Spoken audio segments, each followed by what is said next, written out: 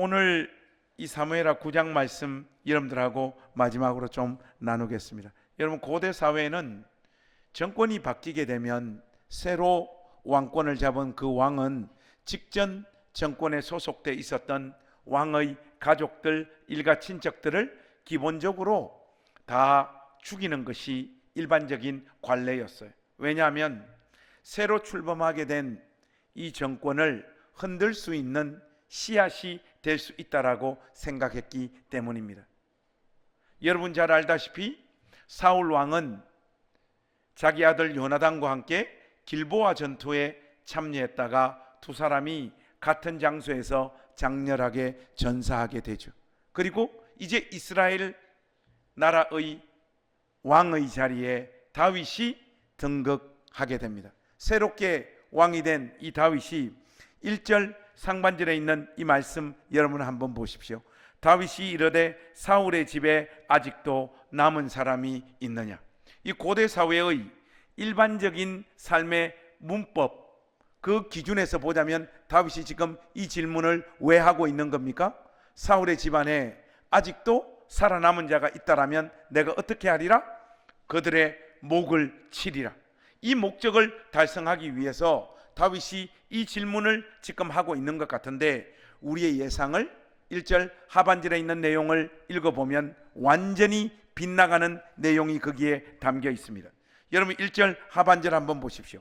내가 요나단으로 말미암아 그 사람에게 은총을 베풀리라 하니라. 다윗은 자기가 살았던 그 시대의 삶의 문법을 다 뛰어넘어 요나단 살아생전 자기와 맺었던 그 약속을 신실하게 기억을 하여 사울의 집안에 아직도 남은 자가 있다라면 내가 그에게 은총을 베풀겠노라, 그렇게 이야기하고 있습니다. 중요한 것은 다윗에게는 사울의 집안에 누가 어디서 어떤 삶의 조건 가운데 그 삶을 영위하고 살고 있는지에 대한 정보가 없었다는 거예요.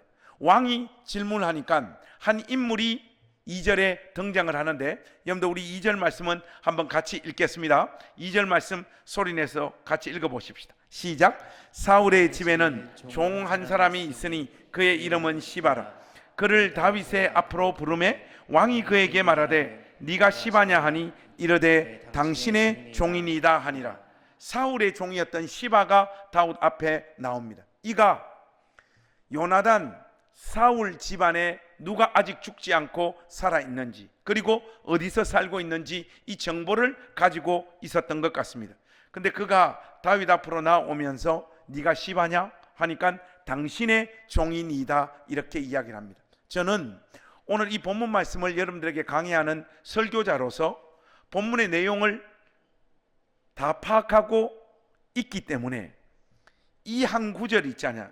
네가 시바냐 하니 이르되 당신의 종이니이다 하는 이 말이 왠지 짜증이 납니다. 왜냐하니까 이 시바라고 하는 사람의 인격과 사람 됨됨이가 어느 정도 이 말씀 안에 담겨 있는 것 같아서 그래요. 여러분, 고대 사회에 종들과 신하들에게 요구되어지는 최고의 인격적인 덕목이 무엇입니까? 불사이군입니다.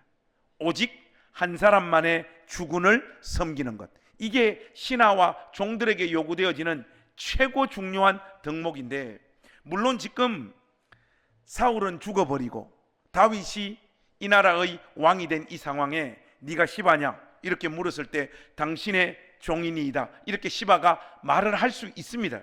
이 잘못된 고백이 아니에요. 근데 왠지 그 분위기가 느껴져요. 이 시바라고 하는 인물은 누구에게 힘이 있는지, 또 누구에게 들러붙어야지 자기 삶을 안정적으로 영위하고 살 수 있는지에 대한 감각이 예민했던 인물이었던 것 같고, 실질적으로 한평생을 그렇게 살아왔던 사람 같아 보여요. 어쨌든 이 시바가 정보를 가지고 있었기 때문에 다윗은 이 시바를 향하여 3절과 4절 상반절에 있는 말씀을 각각 보면 거의 똑같은 질문을 연속해서 2번 던지고 있는데, 여러분 한번 보십시오. 왕이 이르되 사울의 집에 아직도 남은 사람이 없느냐 이렇게 묻고 있습니다. 그리고 4절 상반절도 여러분 한번 보십시오. 왕이 그에게 말하되 그가 어디 있느냐. 이번에는 이렇게 묻고 있습니다. 왕의 이 질문 앞에 시바가 답을 하는데, 여러분들 우리 지금부터 3절과 4절을 한번 같이 읽어 보겠습니다. 읽어 볼 때 우리 성북교회 가족들에게 제가 숙제 하나만 좀 내드릴게요. 4절 말씀을 읽기 시작을 할 때 여러분들이 집중해서 읽는데도 불구하고 의미 파악이 안 되는 단어가 하나 나올 거예요. 그 단어를 여러분 찾아보시면서 우리 3절과 4절 말씀 한번 같이 읽겠습니다. 준비되셨죠? 3절 4절 같이 읽겠습니다. 시작. 왕이 이르되 사울의 집에 아직도 남은 사람이 없느냐. 내가 그 사람에게 하나님의 은총을 베풀고자 하노라 하니 시바가 왕께 아뢰되 요나단의 아들 하나가 있는데 다리 저는 자니이다. 왕이 그에게 말하되 그가 어디 있느냐 하니 시바가 왕께 아뢰되 로드발 암미엘의 아들 마길의 집에 있나이다 하니라. 다윗의 이 질문 앞에 시바가 답을 하는데, 사울의 손자요 요나단의 아들이었던 무비보셋이 아직 죽지 않고 살아 있습니다.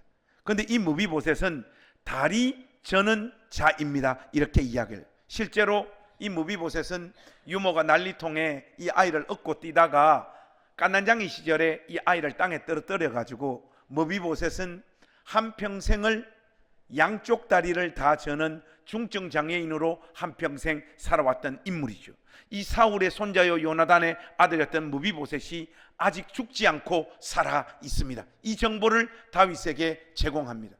그런 다음 4절 말씀에도 이 무비보셋이 어디에서 어떤 조건 가운데 살고 있는지에 대한 정보를 제공하는데, 조금 전에 제가 여러분들에게 숙제 하나 내드렸죠. 여러분 4절 말씀 딱 읽을 때 아무리 정신을 차리고 읽어도 의미 파악이 안 되는 단어가 하나 있죠. 그 단어가 뭡니까? 여러분 말을 하세요. 그리고 4절 말씀 읽을 때 나는 이거 읽어도 무슨 뜻인지 모르겠다 하는 단어가 있잖아요. 거기에 여러분 4절에 나와 있는 그 단어가 뭐죠? 아니, 여러분들이 이해가 안 되는 단어를 그냥 말을 하시라고요. 그러면 그게 정답입니다. 여러분 4절 말씀 읽었을 때 이거는 읽어도 무슨 말인가 잘 모르겠다는 단어가 하나 있잖아요. 그게 뭡니까? 어떤 분은 암미엘이라 그러시고 어떤 분은 로드발이라고 그러시고, 여러분 암미엘은 사람 이름이에요. 아무 뜻이 없습니다. 따라서 하겠습니다. 암미엘은 암미엘, 그냥 암미엘이에요. 정답은 뭐냐? 로드발입니다. 여러분 이 로드발은 여러분들이 알 수 없는 것이 히브리어이기 때문에 그래요. 원래 제대로 읽으려면 로드발 이렇게 됩니다.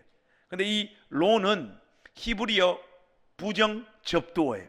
영어로 치면 not, never 이런 정도의 뜻입니다. 뭐뭐가 아닌, 뭐뭐가 없는 이런 뜻이에요. 그래서 드발은 무슨 뜻인가 하면 목초지라고 하는 뜻이에요. 그러니까 로드발은 유목민들에게 있어서 목초지가 없는 환경 속에서 살고 있었더라 하는 정보를 제공해주는 단어입니다. 이렇게 풀어서 여러분들에게 설명을 드려도 여러분들 마음에 팍 안 와닿잖아요. 그래서 이 로드발을 한국 사람의 정서에 맞게 번역을 하자면 달동네, 산동네 이런 정도의 뉘앙스를 지니는 단어가 로드발입니다. 굉장히 척박한 환경 속에서 살고 있었더라 이 말이에요. 그런데 이런 로드발이라고 하는 동네에서도 자기 다리를 뻗어 편히 안식할 수 있는 자기 집이 무비보셋은 없었던 것 같습니다. 말씀 한번 보십시오. 로드발 암미엘의 아들 누구의 집에? 마길의 집에 있나이다. 이 마길의 집에 얹혀서 숨죽여 꾸역꾸역 자기의 삶을 살고 있었던 양쪽 다리를 다 저는 중증 장애인 무비보셋. 이 무비보셋이 아직 죽지 않고 살아 있습니다. 그 정보를 다윗 왕에게 시바가 제공하는 거예요. 이 이야기를 듣자마자 다윗은 당장 무비보셋을 예루살렘 성 내 앞으로 데리고 오라 명령을 내립니다. 성경은 다윗의 신하들과 종들이 암미엘의 아들 마길의 집에 들어닥쳐서 그곳에 숨죽여 숨어 살고 있는 무비보셋을 다윗 왕 앞으로 데리고 오는 장면을 기록하고 있지 않아요. 근데 우리의 상상력을 조금만 동원하자면 그 장면을 충분히 추론할 수 있을 것 같아요. 여러분, 다윗의 종들과 신하가 암미엘의 아들 마길의 집에 딱 들어닥쳐서 그곳에 숨죽여 꾸역꾸역 살고 있었던 무비보셋을 향하여 왕께서 너를 왕 앞으로 불러오라고 명령하셨다. 왕의 명령을 받들어라 했을 때 무비보셋이 1차적으로 느꼈을 감정이 뭐였을까요? 한많고 서러운 내 인생, 여기서 종을 치는구나. 왜냐? 그는 반역자 집안의 정통 수계, 지금 살아있는 인물들 중에 새로 왕이 된 다윗 정권을 흔들 수 있는 유일한 인물이었습니다. 그래서 그는 다윗의 종들의 인도함을 받아 이스라엘의 새로운 왕이 된 다윗 앞에 서게 됩니다. 죽을 줄 알고 끌려왔는데 그 무비보셋을 향하여 다윗이 선포합니다. 오늘부터 이 무비보셋은 나와 같은 상에서 먹고 마시리라. 여러분, 고대 사회에 왕하고 같은 상에서 음식 먹고 마시는 사람 누굽니까? 공주님하고 왕자님이죠. 한마디로 무비보셋의 신분이 흙수저 중에 흙수저였어요. 금수저 중에 금수저로 하루아침에 신분이 완전 상승하고 있습니다. 여기에서 여러분 끝나지 않아요. 다윗이 더 깜짝 놀랄 만한 이야기를 무비보셋에게 내던지는데 사울에게 속하였던 모든 밭을 무비보셋에게 되돌려주라. 여러분, 직전 이 나라의 왕이었던 사울에게 속하였던 토지의 규모가 얼마나 어마어마했겠어요. 그 모든 것들을 무비보셋에게 되돌려주라. 죽을 줄 알고 끌려왔는데 감당할 수 없는 은혜와 은총의 메시지가 다윗의 입을 통하여 자기에게 선포되어집니다. 이때 무비보셋이 너무나 감격하고 또 너무나 깜짝 놀래서 토해놓고 있는 고백이 8절 말씀이에요. 여러분들 8절 말씀 한번 보세요. 우리 8절 한번 같이 읽어보실까요? 시작. 그가 절하여 이르되 이 종이 무엇이기에 왕께서 죽은 개 같은 나를 돌아보시나이까 하니라. 왕이시여, 어찌하여 죽은 개 같은 나를 돌아보시나이까. 아무런 가치도 없는 나 같은 인생에게 왜 이렇게 크고 놀라운 은혜와 은총을 베풀어 주십니까? 하는 고백이죠. 여러분, 지금으로부터 약 34년 전에 무슨 일이 있었겠습니까? 제가 신학교에 입학했습니다. 제가 신학교 1학년 때 딱 입학해서 제일 먼저 읽었던 책이 미국의 유명한 강해 설교자였던 찰스 스윈돌의 은혜의 각성이라고 하는 책이었어요. 그 책이 이 사무엘하 9장을 강해 설교해 놓은 책인데 그때 읽으면서 진짜 은혜를 많이 받았어요. 찰스 스윈돌이 이 사무엘하 9장을 어떻게 풀어내는가 하면 무비보셋의 이 고백 있잖아요. 어찌하여 죽은 개 같은 나를 돌아보시나이까 하는 이 무비보셋의 이 고백은 우리가 하나님 앞에 토해놓아야 할 고백이라는 거예요. 그리고 다윗의 포지션 있잖아요. 아무 조건 없이 무비보셋에게 한없는 은혜와 자비를 쏟아붓는 이 다윗의 포지션을 하나님에게 대입을 했고, 그 무비보셋과 다윗의 관계를 하나님과 우리의 관계에 비유해서 굉장히 은혜스러운 구속사적인 설교를 찰스 스윈돌이 구사하더라고. 제가 신학교 1학년 때 그 책 읽고, 야, 설교는 이렇게 하는구나, 하나님 말씀은 이렇게 풀어 설명해야 되는구나 하면서 나도 앞으로 목사님 되면 찰스 스윈돌 같은 이런 강해 설교자가 돼야 되겠다, 그렇게 마음을 먹었어. 그리고 세월이 34년이 흘렀어. 그 와중에 영국으로 잠깐 신학 공부하러 갔다 오고 또 뭐 신학 수련도 하고 30년 넘는 시간 동안 하나님 말씀 준비해서 매일 강단에서 이렇게 하나님 말씀을 전하면서 여기까지 왔는데, 저는 어느덧 찰스 스윈돌의 이러한 접근과 해석에 동의하지 않는 목사가 되어 있습니다. 제가 시간만 많으면 다 한번 비판을 해보겠는데 오늘은 비판하는 날이 아니고 또 찰스 스윈돌은 이런 본문 말씀을 가지고 얼마든지 그렇게 설교할 수 있다라고 저는 생각하기 때문에 찰스 스윈돌의 해석에 포커스를 맞추는 것이 아니라 저의 이야기를 해야 되겠죠. 여러분, 사무엘하 9장의 핵심적인 인물이 겉으로 보면 다윗과 무비보셋 같아 보여요. 그러나 여러분, 그렇지가 않습니다. 특별히 사무엘하 9장에서 17장까지는 여러분들이 성경을 좀 꼼꼼히 읽고 독해를 해보면요, 두 사람의 모습을 계속해서 비교하고 대조하고 있습니다. 그 사람이 누군가 하면 사울의 종이었던 시바, 그리고 무비보셋을 거두어 자기 집에 함께 살았던 암멜의 아들 마길, 이 두 사람의 모습을 계속해서 17장까지 비교하고 대조하고 있고, 하나님 앞에서 우리가 어떤 사람의 모습을 쫓아 하나님 앞에서 서고 살아야 될지를 우리에게 그 결단을 촉구하고 있는 메시지라고 저는 확신해요. 자, 여러분 10절 말씀 한번 보시겠습니까? 영어로 하자면 between the line이라고, 행간을 잘 읽어내야지 본문이 입체적으로 보이기 시작을 하는데, 10절 말씀에 보시면 맨 마지막 그 구절 있잖아요. 시바는 아들이 15명이요 종이 20명이라. 자, 여기서 우리 성북교회 가족들의 센스를 한번 확인해 보겠습니다. 여러분, 이 한 문장을 좀 경제적인 측면에서 세 글자로 딱 바꾸면 어떻게 바꿀 수 있겠습니까? 여기 보면 아들이 15명이요 종이 20명이라. 고대 사회에 종들의 수라든지 자녀들의 수는 전부 다 재산으로 카운트 되어지던 시절이라. 그걸 여러분 염두에 두시고 이 한 문장을 세 글자로 바꾼다면 아들이 15명이요 종이 20명이라. 이 정도를 금수저라 하지 않습니다. 이 정도는 금수저 정도가 아닙니다. 목사님, 이 교회 보통 아멘 잘 안 하는 교회죠. 뭐 별로 반응 안 하는 교회죠, 그죠? 딱 보니까 그래요. 그래서 첫째 날, 둘째 날 보니까 여러분들이 나 오늘 아멘 안 할 거야, 그러다가 막 마지막에는 좀 하시더라고요. 자, 여러분 적극적으로 시바는 아들이 15명이요 종이 20명이라. 세 글자로 바꾸면 네? 부자다. 유치하기가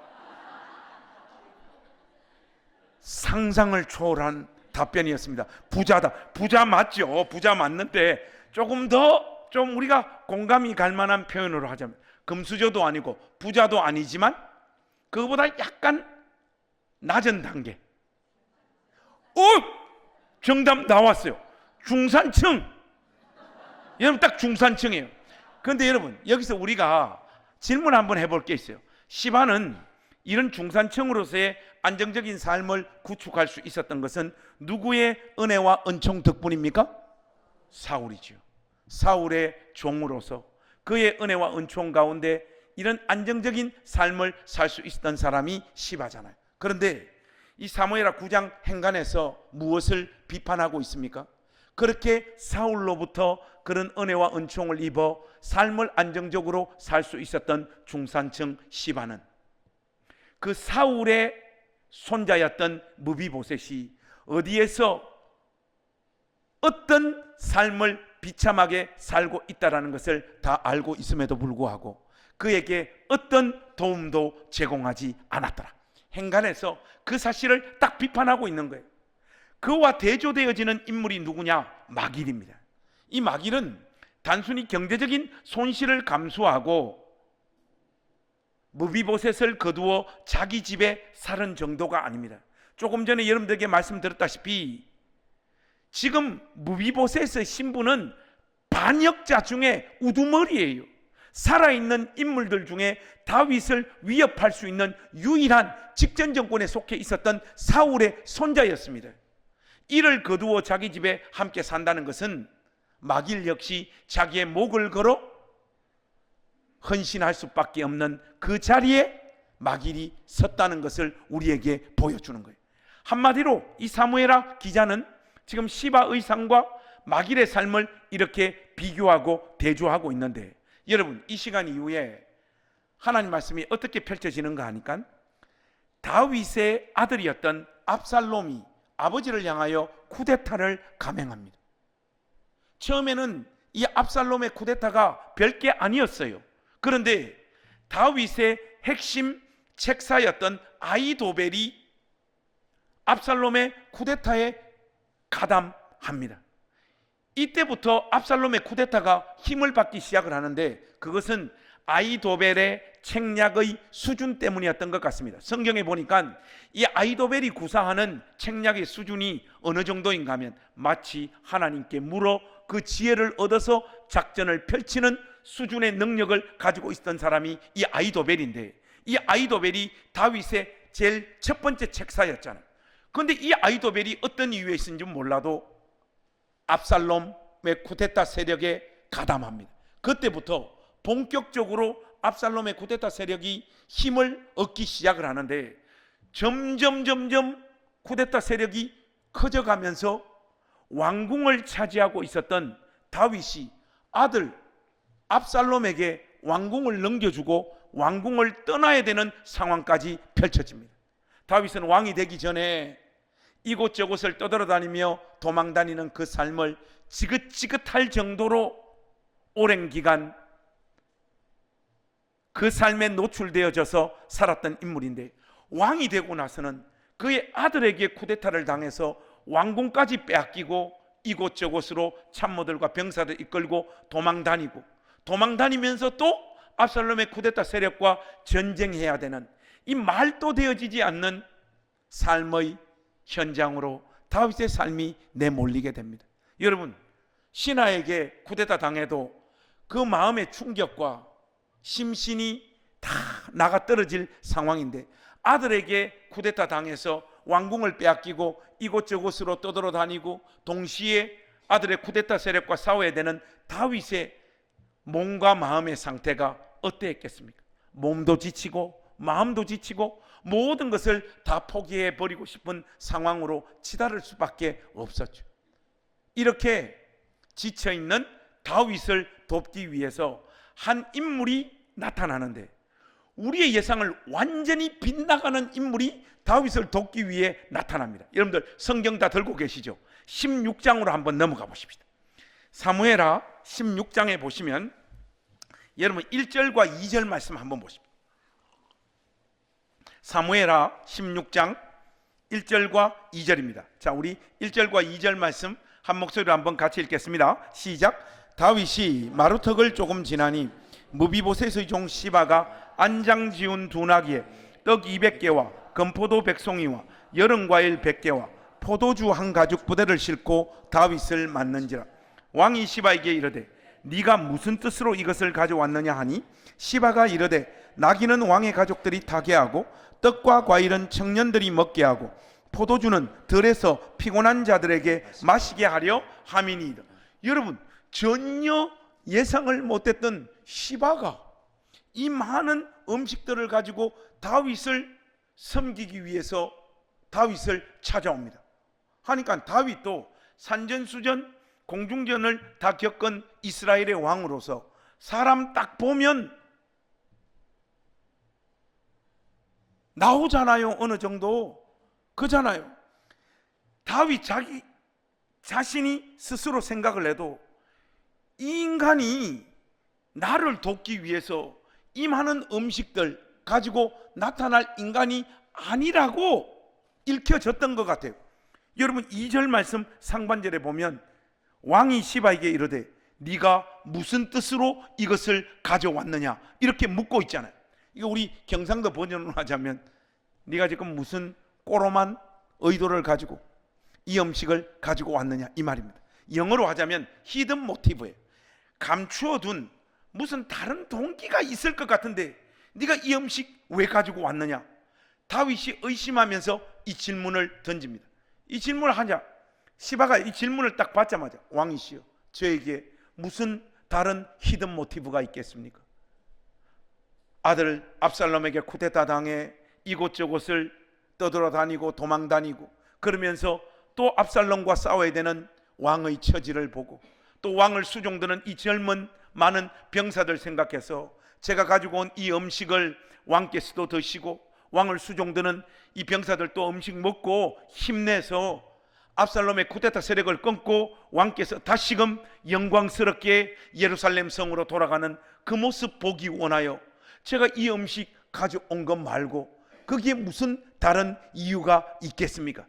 능청스럽게 이야기를 합니다. 여러분 있잖아요, 여러분들이 목사님을 괴롭히면 안 되는 이유가 있어요. 여러분 목사님을 괴롭히면 목회자들이 몸도 지치고 마음도 지쳐버리면 판단력이 흐려집니다. 판단력이.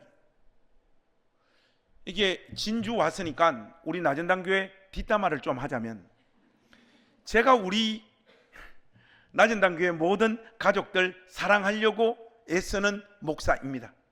여러분 좀 믿어주십시오. 그런 목사인데 사랑하고 싶어도 사랑이 안 되는 인간들도 솔직히 있다 없다? 있습니다. 우리 나전당교회 3명 있습니다.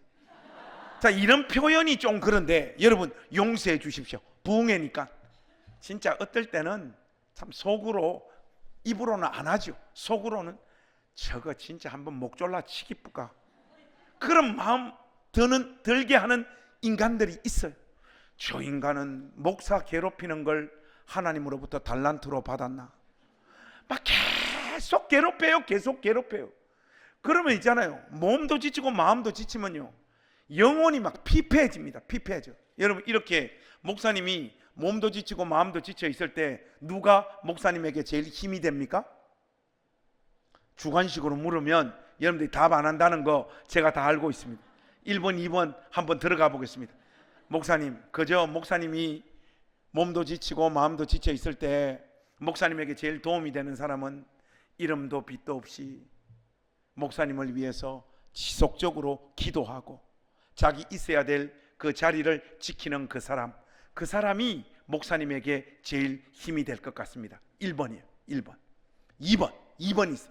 솔직히 1번 그거 도움 안 되고, 목사님 몸도 지치고 마음도 지쳐 있을 때는 돈 좀 갖다 드리고, 목사님 맛있는 거 좀 드시고 어디 가서 좀 푹 쉬고 오라고 실질적으로 돈 주는 사람이 목사님한테 제일 도움이 되더라. 2번. 자, 우리 성북교회 가족들의 의견을 한번 들어보겠습니다. 여러분 이 상황에 목사에게 제일 도움이 되는 사람이 누구야? 1번입니까? 2번입니까? 1번 도움 안 됩니다. 여러분 제 경험으로는 1번 그거 도움 안 되더라고. 근데 여러분 제가 왜 이렇게 생각합니까? 몸도 지치고 마음도 지치면요 판단력이 흐려져 버려요. 진짜는 누가 목사에게 도움이 됩니까? 비가 오나 눈이 오나 이름도 빛도 없이 목사님을 위해서 기도하고 그 자기 자리 지키는 사람이 결국 시간 지나니까 목사의 영혼을 지켰던 사람들이에요. 그 사람이 진짜 목회자에게 힘이 되는 사람이에요. 그런데 몸도 지치고 마음도 지치면요 판단력이 흐려져 버려요. 그때는 누가 제일 고마운가 하면 돈 갖다 주는 사람이 제일 고마워. 지금 다윗도 똑같습니다. 자기 입으로 딱 봤을 때 이 인간은 음식 가지고 올 놈이 아닌데 의심했는데 시바가 능청스럽게 이야기를 하니까요 다윗의 마음이요 이 지쳐있는 이 상황, 판단력이 흐려있는 이 상황에 시바에게 마음이 다 빼앗겨버립니다. 동시에 다윗의 마음에 섭섭한 마음이 딱 찾아오는데, 원래대로 하자면 지금 이 위기 상황에 음식 들고 나타나야 될 인간 누굽니까? 무비보셋이죠. 다윗의 마음에도 이 마음이 딱 찾아오는 거예요. 여러분 3절 말씀에 보면 이런 말씀이 나오잖아요. 왕이 이르되 내 주인의 아들이 어디 있느냐. 풀어서 이야기를 하자면 시바야 다 좋은데 지금 무비보셋은 어디 있노? 이렇게 묻는, 이 질문을 시바가 기다리고 있었어요. 왕이시여, 안타깝게도 무비보셋은 지금 예루살렘 성에 남아서 원래대로 하자면 이 나라의 왕권은 우리 할아버지 사울의 것. 사울이 죽고 나면 당연히 우리 아버지 요나단이 이 나라의 왕권을 이어받아야 되고, 그 다음은 순리대로 내가 이 나라의 왕이 돼야 되는데, 그만 상황이 꼬이고 흐트러져서 다윗에게로 넘어간 이 왕권을 하나님이 드디어 예루살렘 성에서 그를 폐하시고 이 나라의 왕권을 다시금 나 무비보셋에게로 되돌리고 있다라고 예루살렘 성에 남아서 그렇게 나팔 불고 떠들고 있습니다. 무비보셋이 지금 거짓을 하고 있습니다라고 시바가 다윗에게 거짓 정보를 흘려버리는 거예요. 이미 다윗은 시바가 가지고 온 이 많은 음식 그리고 자기를 공개하는 이 많은 내용들로 인하여 마음이 시바에게 뺏겨버린 이 상황에서 시바가 제공하는 거짓 정보에 속아 넘어갑니다. 그런 다음 다윗이 어떤 결정을 하는가 하면, 시바야, 내가 무비보셋에게 줬던 것, 여러분 무비보셋에게 줬던 게 뭡니까? 사울에게 속하였던 모든 토지는 오늘 이 시간부터 너의 것이다. 여러분 3절 말씀 한번 보세요. 4절 말씀해 보시면 왕이 시바에게 이르되 무비보셋에게 있는 것이 다 누구 것이다? 다 내 것이니라 하니라. 시바가 이르되 내가 절하나이다 내 주 왕이여 내가 왕 앞에서 은혜를 잊게 하옵소서 하니라. 그러니까 이 시바는요, 다윗에게 이 음식 가지고 올 때부터 시나리오 다 짜가지고 나타난 거예요. 다윗의 마음을 빼들어 가지고 결국 최종 데스티네이션, 목적지는 어디였습니까? 무비보셋에게 넘어갔던 사울의 모든 밭을 자기 것으로 강탈해 오기 위하여 시나리오를 짜고 실질적으로 음식도 준비하고 다윗의 마음을 빼앗을 멘트도 다 준비해서 결국은 자기의 목적을 달성하고 있는 인물이 바로 이 시바인 거예요. 제가요 9장 2절에 당신의 종인이다 할 때부터 이상해 보인다고 여러분들에게 말씀드렸잖아요. 이런 걸 보면 참 성경이 성령의 영감으로 기록된 말씀이 분명합니다.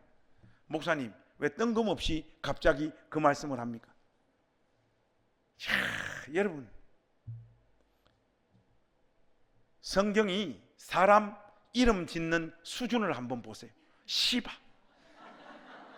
하는 짓이 시바잖아요. 여러분, 저는 지금 욕을 하고 있는 것이 아니라 사람 이름을 이야기하고 있을 뿐입니다. 그러니까 기가 막힙니다. 이 인간은 이름만 발음하면 어떤 인간인지가 저절로 이해되도록 성경이 기록되어 있어요. 우리 성북교 가족 여러분, 산다고 너무 힘들고 스트레스 많이 받으시죠? 그래서 여러분들 오늘 스트레스 좀 풀 수 있도록 제가 배려해 드리겠습니다. 우리 하나 둘 셋 하면 진주 액센트로 시바 한번 발음해 보겠습니다. 여러분들 다들 준비되셨습니까?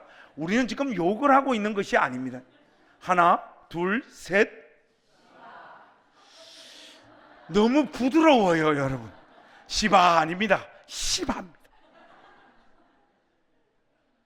그런데 이 시간 이후에 다윗의 삶은 더 비참한 상황으로 내몰립니다. 하나님께서 정말 강권적으로 압살롬의 쿠데타를 꺾어버리지 아니하시면 다윗의 삶은 회복되어지기 거의 불가능할 정도로 삶이 엉망이 됩니다. 그리고 실질적으로 압살롬의 쿠데타는 거의 성공하기 일보 직전까지 내몰렸다가 살짝 다윗에게 살아날 수 있는 어떤 기회가 약간 보이는 상황이지만은 여전히 소망 없는 상황인 것은 분명해 보여요.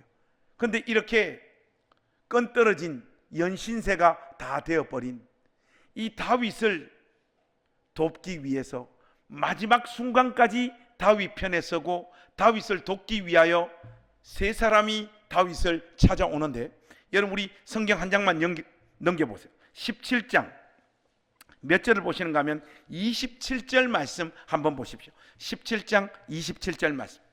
여러분 우리 17장 27절 말씀 우리 한 목소리로 한번 다 같이 읽어보겠습니다. 시작. 다윗이 마하나임에 이르렀을 때 암몬 족속에게 속한 라빠 사람 나하스의 아들 소비와 로데발 사람 암미엘의 아들 마길과 노글림 길르아 사람 바르실레가, 여러분 이 세 사람이 28절과 29절 한번 보십시오. 이 세 사람이 준비해온 음식의 수준과 양을 한번 보십시오.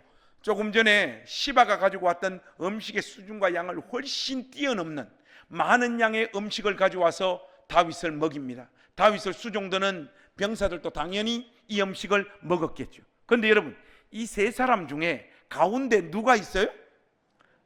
암미엘의 아들 누가 있습니까? 마길이 있습니다. 하나님께서 극적으로 압살롬의 쿠데타를 꺾어버리십니다.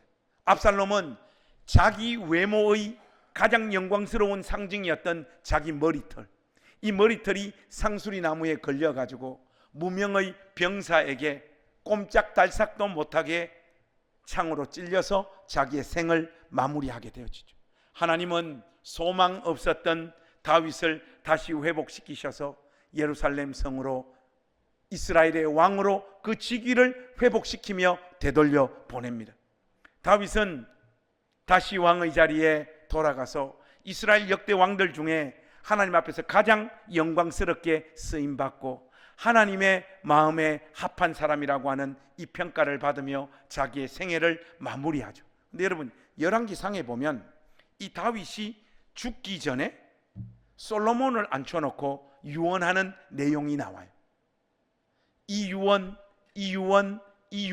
쭉쭉쭉쭉 흘러가다가 자기 생의 마지막 순간에 솔로몬에게 하는 마지막 유언의 내용이 뭔가 하면, 내가 죽고 이 세상을 떠나거든 반드시 바르실레의 집안을 기억하라. 여러분, 바르실레가 누굽니까? 자기 인생에 제일 깜깜하고 막막했던 그 순간, 이 많은 음식들 준비해 가지고 전혀 유리하지 못한 상황 가운데 내몰려 있었던 다윗을 섬기기 위하여 찾아왔던 세 사람 중에 제일 연장자가 바르실레예요.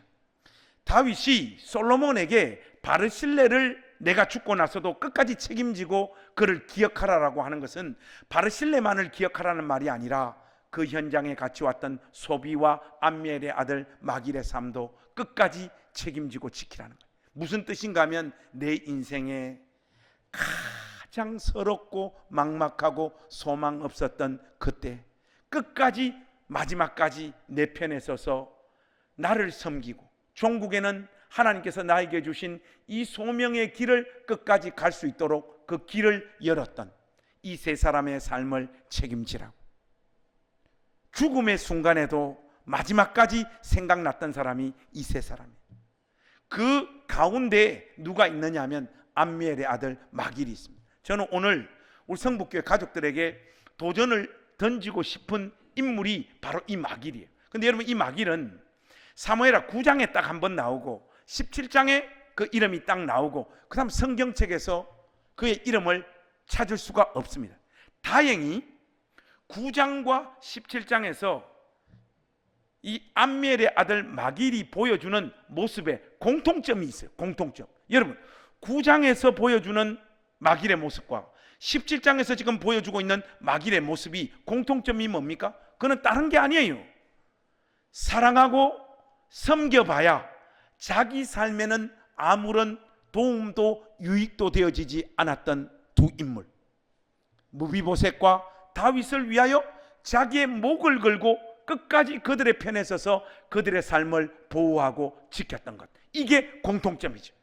한마디로 이 마길은 누가 하나님의 사람이고 누구를 통하여 하나님의 역사와 하나님의 일이 성취되어지고 이루어지는지 거기에 대한 감각이 분명히 있었던 인물이고, 바로 그 인물들로 하여금 하나님으로부터 부여받았던 그 소명의 길을 신실하게 걸어갈 수 있도록 자기의 목을 걸어 사랑하고 섬기고 헌신했던 인물이 바로 마길입니다. 그런데 여러분, 우리는 다윗과 같은 인물을 기억을 해요. 하나님은 누구를 기억합니까?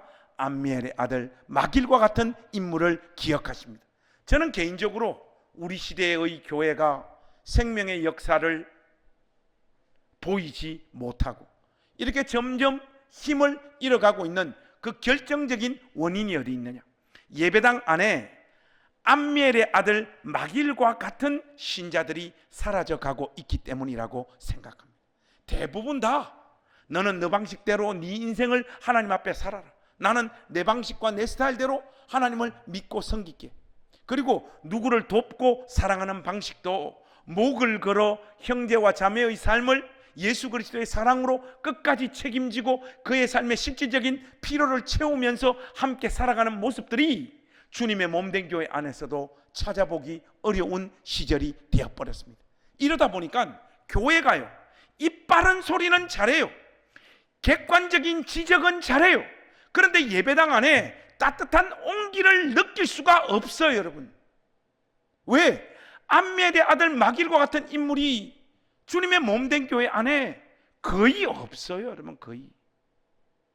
누군가가 성북교회 안에 있는 어떤 권사님, 어떤 장로님, 어떤 집사님으로 말미암아 내가 내 인생과 삶을 다 포기하려고 했는데 그분을 관통하여 내게 전해지는 그리스도의 사랑을 실질적으로 느끼고 체감해서 주님 앞에서 내가 다시 한번 주의 영광 위하여 내 삶을 다시 살아봐야 되겠다, 이 헌신을 결단하는 이런 열매들이 예배당 안에 별로 없습니다. 이게 우리 시대의 교회를요 냉랭하게 만들고 있는 결정적인 이유고, 실질적으로 교회 안에 회심하는 사람을 찾아보기가 어렵습니다. 우리 나전당 교회도 2년 10개월 만에 800명 정도 되는 사람들이 모이고 있지만은 그 중에 회심해서 침례를 받는 사람, 장로교로 하자면 세례를 받는 사람은 그 수가 많지가 않습니다. 다 역교회에서 온 거예요. 여러분, 우리 시대 부흥의 공식이 뭔가 하면 역교회가 망하면 우리 교회가 부흥을 해요. 이런 국면으로 다 흘러가고 있습니다. 여기 안에서는 생명의 역사가 없어요. 자기의 삶을 다 포기했던 사람이 성북교회 안에 있는 누군가가 펼쳐 보여주는 목을 걸고 형제와 자매의 삶을 실질적으로 지키고 그들의 필요를 채워줌으로 말미암아 그리스도의 사랑을 실질적으로 살갑게 느끼는 역사, 이런 것들이 예배당 안에서 더 이상 찾아보기 어렵다니까요. 제가 형님의 협박 때문에 교회를 이렇게 가니까 처음에는 새 가족이 왔다고 되게 좋아라 하더라고. 근데 여러분, 엮이는 가정 속에서 자란 아이의 특징이 뭔가 하면 눈치가 극단적으로 발달한다는 거예요. 눈치가. 딱 보니까 이게 저같이 옷은 아버지가 방에서 담배를 피셔가지고 옷에 담배 냄새가 다 배어 있고 얼굴은 지금도 까만데 그때는 더 까맸어요. 바짝 말랐습니다. 이런 애가 한 주도 안 빠지고 계속 교회를 오니까 의외로 이 교회라고 하는 것이요 묘해요. 마냥 좋아하지 않아요. 딱 분위기가 말을 그렇게 직접적으로 하는 것은 아닌데, 야야 니는 막 우리 교회 좀 안 왔으면 좋겠는데, 이런 분위기가 너무나 역력하게 느껴지는 거예요. 그러니까 교회 갈 때마다 상처를 받는 거예요. 이거 요즘 우리 시대 어른 버전으로 하자면 교회도 돈 좀 있어야 다닐 수 있어요. 교회 하나도 도움 안 되는 사람은 교회 다니는 것도 눈치 보고 교회를 다녀야 되는 시절이잖아요. 그게 애한테도 그렇게 딱 다가오더라고, 솔직히. 근데 교회 안 가면 형님한테 맞아 죽으니까 죽지 못해서 계속해서 교회를 갔어요. 그 초등학교 졸업하고 중학교 3년 동안 그렇게 상처받고 아무 의미 없이 신앙생활하고 중학교를 졸업하고 이제 고등학교 1학년 딱 올라가니까 선생님하고 이제 다 바뀌는데 하나 아주머니가 저한테 이렇게 걸어오시더니 저를 이렇게 꼭 품에 안으시더라고요. 안으시면서 제 눈을 이렇게 쳐다보시면서 네가 관성이야? 근데 선생님이 그냥 하는 말이 아니고 관성아, 너는 눈빛이 보통 애들하고 다른 눈빛이다. 넌 커서 엄청나게 큰 인물이 될 것 같다. 저보고 그러시는 거예요. 하니까 우리 또 이 엮이는 가정 속에서 이 상처받아가지고 영혼이 박살난 애들은 자기를 사랑하지도 못하지만 상대방을 사랑하지도 않을 뿐만 아니라 상대방이 아무리 좋은 이야기를 해줘봐야 그걸 고지고대로 듣지를 않아요. 이 깨진 아이들의 특징이에요. 그 사람이 왜 이 말을 할까 그 동기를 캐묻죠. 이 아줌마 봐래, 이 보통 아줌마가 아니네. 속에도 없는 이야기 나한테 해가지고 교회 계속 오게 만들려고 이 아줌마가 지금 수선해. 그런 생각이 딱 드는 거예요. 아줌마 막 그런 말 안 해도 저는 교회 안 나오면 우리 형님한테 맞아 죽어요. 그러니까 일부러 마른 행주 쥐어 짜가지고 말하듯이 속에도 없는 그런 이야기 저한테 안 하셔도 됩니다. 딱 그런 마음이 딱 들더라. 그런데 우리 선생님은 한 번 그러고 마는 것이 아니라 만날 때마다, 그러니까 만날 때마다 안아주시고 제 눈을 보시고, 관성아, 선생님이 그냥 하는 말 진짜 아니야. 선생님 사람 좀 볼 줄 안다. 선생님 말대로 되는지 안 되는지 한번 보라. 만날 때마다 그러니까 저도 모르게 우리 선생님 말에 가스라이팅이 돼 가는 거예요. 그리고 무엇보다 저도 그런 말을 들으니까 점점 좋은 거라. 좋아요. 그러니까 저는 그때 처음 알았어요. 내 영혼의 어떤 세포의 감각에는 누군가로부터 이런 사랑받고 따뜻한 말을 들었을 때 나도 그 세포가 다 죽지 않아서 그것을 좋게 감각하는 세포가 내 안에도 살아있구나 제가 느꼈어요. 왜 그런가 하면 저는 성장 과정 속에서 아버지 어머니로부터 우리 아들 이쁘다, 귀하다, 잘한다, 힘내라, 이런 격려와 위로를 저는 단 한마디도 들어보지 못했어요. 아버지로부터 물리적인 그 폭력, 그것도 저의 영혼을 많이 깨뜨려 버렸지만은 물리적인 폭력보다 아이의 영혼을 더 병들게 만드는 게 뭔가 하면 언어 폭력이에요, 여러분. 언어 폭력. 갑자기 우리 아버지가 저한테 했던 욕들이 생각이 나는데, 목사님 욕해도 됩니까? 이건 제가 하는 욕이 아니고 우리 아버지 욕이니까 그 목사님 욕 잘하더라 이러면 안 됩니다. 제가 성장 과정 속에서 우리 아버지한테 들었던 그 경상도 무시무시한 욕들 중에 어떤 게 있는가 하면 이런 게 있어요. 수금포로 배지를 갈라가지고 창자를 꺼내가지고 죽인다, 뭐 이런 말이 있어요. 그 저는 자랄 때 이 수금포가 도대체 무슨 말이지 해가 사전 찾아보니까 수금포가 삽자루더라고요. 삽으로 배를 갈라서 창자를 꺼내가지고. 여러분, 아버지가 자식한테 이런 말 하는 사람이에요. 근데 눈만 뜨면 아버지한테 그런 말 듣고 자랐다 하니까 애가요, 이런 욕에 노출된 애는요 영혼이 다 박살나버립니다. 자기를 사랑할 수도 없어요. 갑자기 또 욕이 한마디 더 생각이 나네. 뭐 이런 욕도 있었어요. 이거는 이제 더 무시무시한 욕인데, 대창나무로 눈가리를 쑤셔가지고 눈에서 먹물을 빼가지고 죽고, 뭐 이런 말, 그냥 무시무시한 말, 입으로 꺼낼 수도 없는 말을 아버지로부터, 그냥 아버지 술 드시면 막 매일매일 이런 욕 속에 노출돼서 살았으니 제가 저를 어떻게 사랑할 수 있으며 다른 사람을 어떻게 사랑할 수. 근데 교회 가니까 이 아줌마 한 명이 만날 때마다 안고, 내가 사람 좀 볼 줄 아는데 너는 눈빛이 보통 애들하고 다르고, 만날 때마다 그러는데 그 말 한마디 들을 때마다 이거 살짝 간지러운 거예요. 간지러워. 그게 뭔가 하니까 좋은 거예요.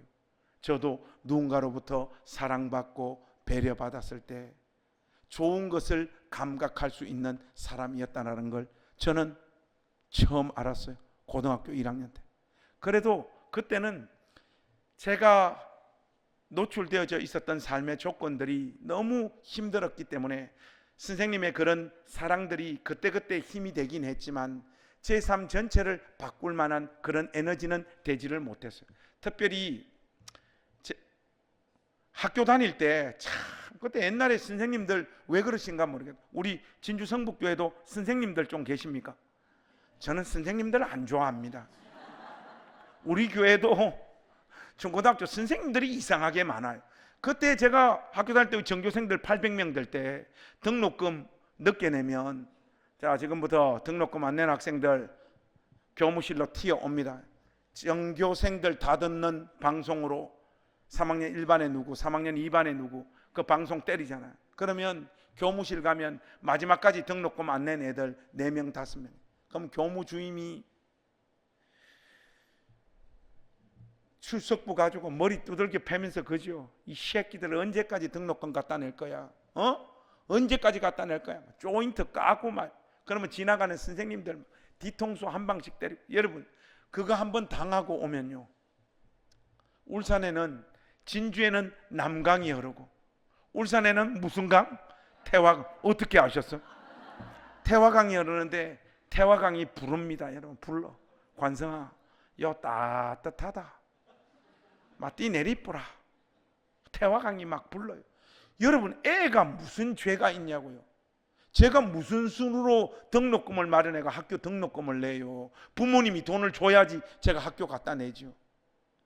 그 수치심, 그 모멸감 안고 집에 가서 징징대면 아버지한테 또 두들겨 맞고 또 욕먹고, 이게 사는 게 아니에요. 한 번은 교회를 갔더니 우리 이정혜 선생님이 저보고 그런 거예요. 관성아, 오늘 분반 공부 끝나고 집에 바로 가지 말고 학생회의실에 좀 남으라는 거예요. 그래서 알겠습니다 하고 학생회의실에 남았어요.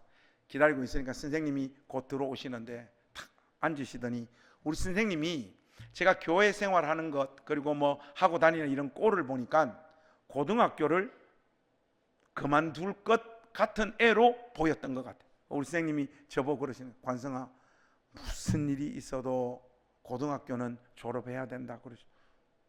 저 고등학교 졸업할 건데요 하니까 그래 알겠다 하시면서 가방을 여셔가지고 봉투를 하나 꺼내는데 이게 등록금이란. 그러니까 우리 선생님은 제 삶을 이미 다 파악하고 계셨던 거예요.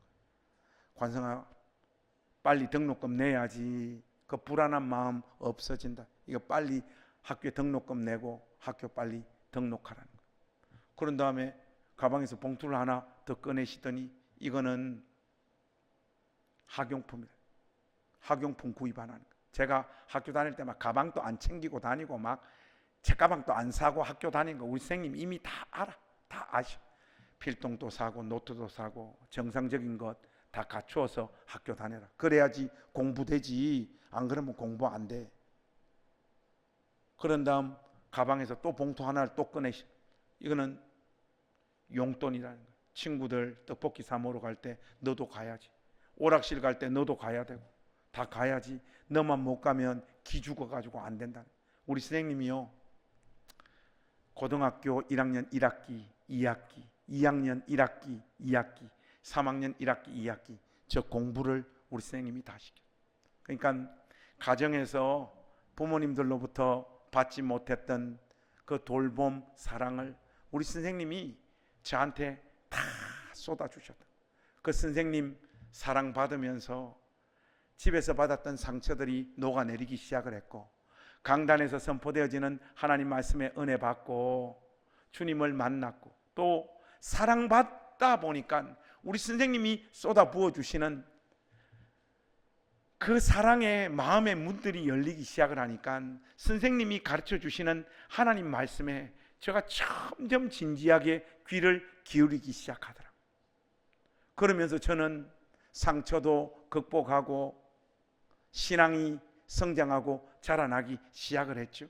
그래도 참 많은 부분 온전해져 갔지만은 참 그때 그 시절을 통과하는 소년 김관성에게 참 어려운 문제들도 있었어요. 그게 뭔가 하면 우리 교회에 진짜 이쁜 여자아이가 한 명 있어요.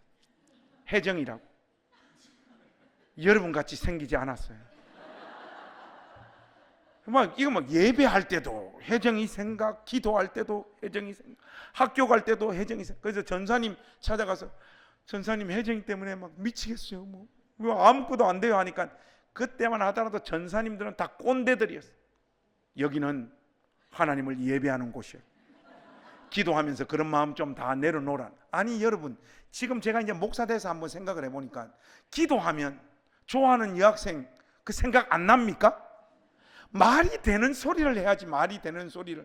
그런데 사랑받다 보니까 저는 누군가에게 뭐 부탁을 하고 뭐 어떤 것들을 이게 깨져 가지고 그런 말을 전혀 못하는 애예요. 그런데 우리 선생님으로부터 사랑받다 보니까 선생님 찾아가지고 가서 이 말을 할 수 있게 돼. 선생님 혜정이 때문에 미치겠어요 하니까 우리 선생님이 저보고 하시는 말씀이 관성아, 내가 네 또래 그 여자애들 마음 빼앗는데 도사다. 네 다음 주에 혜정이한테 보내는 편지 한 통 딱 써가지고 와. 분반 공부 끝나고 선생님하고 학생회의실에서 그 편지 선생님 처음부터 끝까지 한번 다 문장 바꿔줄게. 그러시더라고요.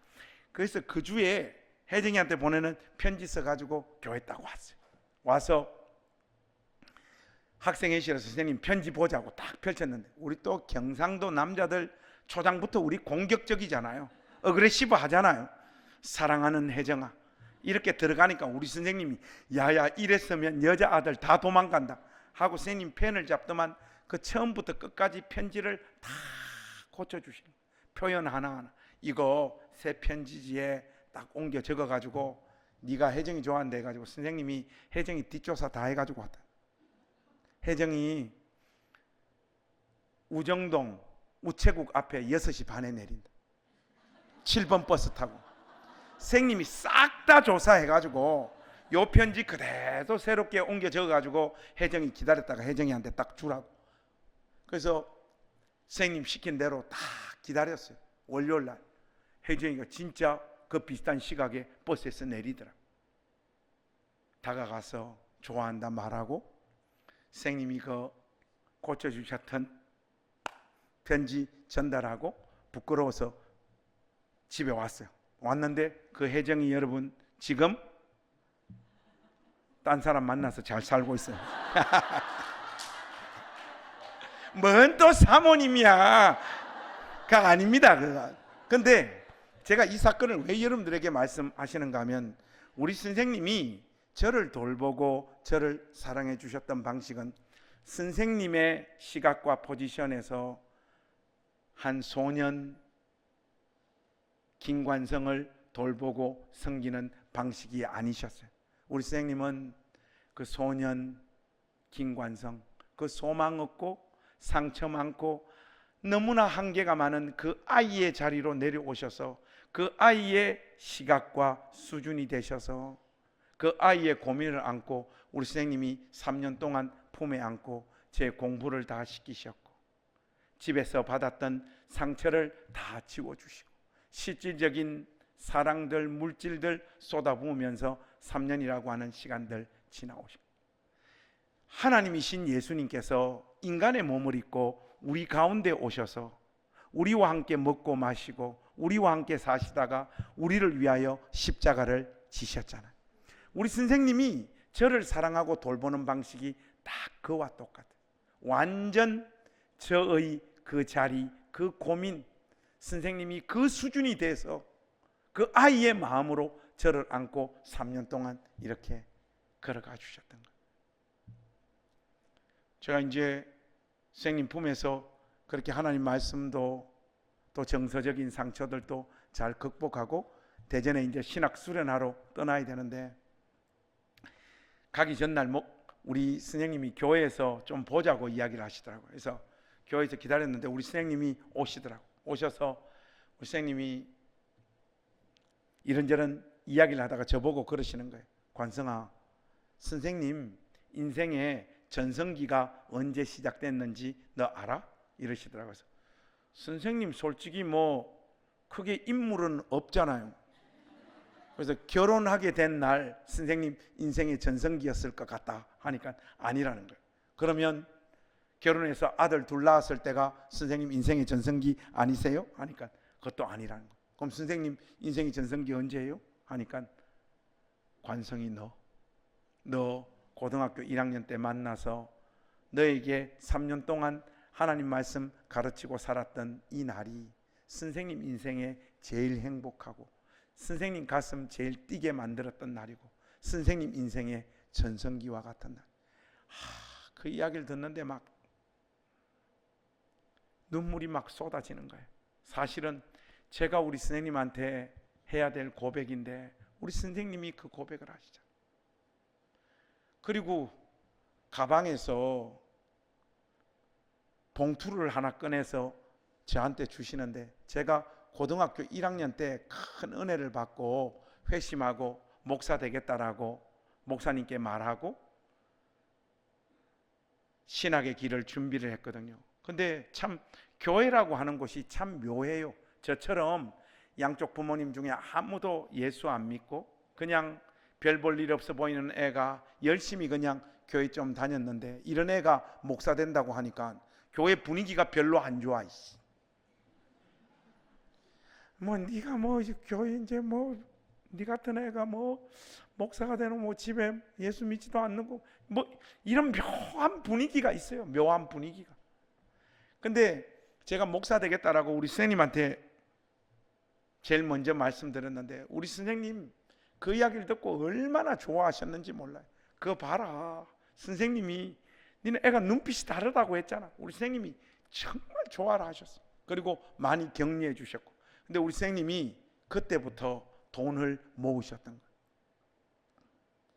이 분명히 관성이 신학대학 가면 등록금 없어가 허덕일 테고 책도 못 사볼 거고 어쩌면 밥도 굶어야 될 거고 우리 선생님은 이런 것들이 다 걱정이 됐던 거예요. 그래서 선생님이 3년 동안 돈 모으셨던 거예요. 그 많은 돈을 저한테 주시면서 신학 수련하는 동안 절대로 밥 굶지 말고 관성이 너 사보고 싶은 책들 마음껏 사보고. 근데 선생님이 관성이 너한테 바라는 것은 하나밖에 없어. 성도들 정말로 사랑하는 그런 목사님 되어줘. 선생님이 너한테 부탁하는 것은 그거 하나예요. 그 선생님 사랑받고 저는 신학교로 가서 신학 수련하고 목사가 된 거죠. 목사가 돼서 목회하는 날 동안 좀 이렇게 잘 돼서 우리 선생님의 자랑이 되고 싶었는데 여러분들에게 붕에 와서 간증했다시피 제 인생에 꼽히는 날이 안 와요. 그 선생님에게는 늘 걱정거리였죠. 목사가 돼서 그 길을 갈 때도 우리 선생님은 항상 전화를 주셔가지고 관성아 교인 수가 뭐가 그렇게 중요하니 하나님께서 지금 너에게 붙여준 그 사람들 사랑하고 잘 끌어안고 살면 된다 하고 우리 선생님 그 친할 때도 경제적으로 힘드셨을 텐데 항상 돈 모아가지고 그 개척교회 하는 빌빌거리는 저에게 돈을 보내주시고 그 시간들을 계속 지났어요. 제가 우리 선생님 처음 만났을 때가 우리 선생님이 44살인가 그랬어요. 지금의 저보다 훨씬 더 어렸을 텐데 이제 목사가 돼서 이제 지날 때 우리 선생님 또 나이가 점점 이제 많아져 가시잖아요. 그 선생님에게 자랑스러운 제자가 되지 못해서 늘 그게 송구하고 죄송스러웠어요. 근데 어제 여러분들에게 말씀드렸다시피 그 본질이 이긴다. 그 세계적인 명적. 우리 진주 성북교회만 안 읽은 그 책. 그 책 나오고 뭐 설교 초청도 설교 초청이지만은 막 방송국에서 막 나와달라고 난린 거예요. 저는 서울말을 못 쓰기 때문에 방송 못 나갑니다 하고 처음에는 거절했는데 목사님 사투리로 해도 되니까 무조건 나오라고 해서 제가 뭐 새롭게 하소서인가 거기 나가게 됐어요. 오래전에. 그래서 뭐 여자 아나운서가 저 성장 과정 속에서 있었던 질문들을 이렇게 쭉 하시더라고요. 뭐 그런 거 다 파다가 쭉 녹화가 계속 이렇게 진행되고 있었는데 선생님 이름 한 번만 불러보라는 거예요. 그래서 이정혜 선생님 부르니까 울산하고 전화가 연결이 돼 있는 거예요. 여자 아나운서가 우리 선생님한테 질문하더라고. 선생님, 우리 김 목사님 학창 시절에 어떤 소년이었어요? 하니까 이제 우리 선생님 나이가 다 많아가지고 이제 할매 다 됐잖아요. 근데 이 할매가요 방송을 알아요. 저를 막 거의 사도 바울급으로 끌어올려버려요. 그때부터 아가 벌써 눈빛이 다르고 보통 애들하고 달랐다고 막 이 나팔을 불기 시작하는데 제가 창피해가지고 고개를 못 들겠더라고. 고개를 이렇게 숙이고 있어요. 여자 아나운서가 이어서 하는 질문이 우리 김 목사님 어디가 그렇게 이쁘고 사랑스러웠냐고 하니까 우리 선생님이 그러시는 거예요. 저에게 친아들이 둘이 있는데 나는 내 친아들보다 우리 김 목사님 더 사랑했다. 그 말을 듣는데 막 참으려고 해도 참아지지가 않는 거예요. 눈물이 막 쏟아지는 거예요. 도대체 우리 선생님한테 나라고 하는 존재는 뭐였을까? 그 소망 없는 아이 붙잡고 우리 선생님은 왜 이렇게 모든 것을 다 쏟아붓고 이 긴 시간 동안 한결같이 나를 이렇게 사랑해 주셨어요. 녹화하다가 제가 너무 많이 울어가지고 화장이 다 지워져가지고 녹화가 중단됐어. 여자 아나운서도 막 울고 화장 다시 하고 녹화 다시 했잖아요. 지금 이 시점에 와서 한번 생각을 해봐요. 나 고등학교 1학년 때 그 예수님을 자신의 구세주와 주님으로 정말로 만난 그 우리 선생님, 그 선생님이 나에게 쏟아주신 예수님의 사랑 아니었으면 나는 지금 어디에서 뭐하고 살고 있을까? 아마도 우리 형님이 걸어갔던 길로 나도 비슷하게 걸어가지 않았을까 싶어요. 그 선생님이 쏟아부어 주셨던 그 사랑 때문에 저는 구주이신 주님을 만나게 되었고 하나님 말씀을 알게 되었고 저 가운데 켜켜이 쌓여져 있었던 상처들이 선생님의 사랑으로 말미암아 다 녹아냈어요. 그게 단기간 동안 뭐 1년, 2년, 3년은 그렇게 하실지 몰랐죠. 저의 생애의 모든 여정 순간순간 우리 선생님은 제가 고1 때 만나서 지금까지도 저의 손을 우리 선생님이 놓은 적이 없어요. 우리 고향교회 70주년 기념 부흥회가 열렸어요. 사실 우리 선생님 품에서 예수 안 믿는 두 아이가 목사가 됐어요. 우리 선생님 품에서 우리 선생님이 두 아이를 길러냈는데 한 놈이 저고 한 명이 누군가면 강남중앙집례교회 최병락이에요. 그 둘 다 안 믿는 집안 애를 우리 선생님이 다 껴안고 목사로 길러냈던 거예요. 근데 이 70주년 기념 부흥회가 열리는데 그때는 저도 이제 교회가 많이 성장하고 좀 잘 나갈 때였습니다. 그래서 우리 고향교회에서 70주년은 특별히 좀 기념하기 위해서 강사들을 우리 교회 출신들 중에 지금 목회를 좀 잘하고 있는 사람들 라인업 이렇게 하기로 했어요. 하니까 첫째 날은 강남중앙침례교회 최병락, 둘째 날, 셋째 날은 우리 선배님들 중에 목회를 잘하고 계신 목사님들, 그리고 넷째 날 마지막 날이 제가 강사였어요. 제가 오늘 성북교회에 와서 여러분 결판을 좀 지으려고 합니다. 무슨 결판을 짓느냐? 부흥의 진짜 강사는 첫째 날 강사입니까? 마지막 날 강사입니까? 말을 확실하게 해 주십시오, 여러분. 제가 또 1번, 2번 해야 되겠습니까? 제가 마지막 날 강사였는데 마지막 날 고향교회 강단에 딱 서니까 이게 막 만감이 교차하는 거예요. 저 다 키워주시고 길러주셨던 장로님, 권사님들, 뭐 집사님들 다 계신데 그런데 제 눈에는 우리 선생님 한 분만 들어오는 거예요. 벌써 이제 나 처음 만났을 때 44살인가 그랬는데 지금은 우리 선생님이 거의 80 근처에 지금 거의 다 왔죠. 78인가 9인가 아마 선생님 나이가 머리가 다 얕게 다서 그 키 작은 우리 선생님 예배당 정중앙에 이렇게 앉아 계신데 설교를 하려고 해도 이게 눈물이 나서 설교를 할 수가 없는 거예요. 그래도 눈물을 참고 하나님 말씀을 전했어요. 그리고 축도하고 내려갔어요. 내려가서 우리 고향교회 가족들 다 와서 허깅하고 뭐 악수하고 이랬는데 좀 있으니까 홍해 갈라지듯이 그 사람들이 쫙 갈라지는 거예요. 우리 선생님 예배당 정중앙에서 일어나셔서 앞으로 걸어오시는데 우리 선생님 막 그냥 펑펑펑펑 벌써 울고 계시더라고요. 이 앞에 오셔가지고 우리 선생님이 저를 안았다 해야 되나? 내가 우리 선생님을 안았다 해야 되나? 우리 선생님 작으니까 제가 이렇게 우리 선생님을 콕 안았어요. 안으니까 우리 선생님이 저보고 그러시는 거예요. 김 목사님, 이렇게 잘 자라줘서 너무 고맙습니다 하고 우리 선생님 막 우시더라고요. 저도 이게 뭐 도저히 눈물을 주체할 수가 없는 거예요. 내 인생에서 이 아줌마, 우리 이정혜 선생님, 마치 오늘 본문 말씀에 무비보셋과 다윗에게 자기의 목을 걸고 끝까지 그들을 보호하고 지켜서 그들의 소명의 길을 가게 만들어 주었던 암미엘의 아들 마길과 같은 인물이 우리 이정혜 선생님입니다.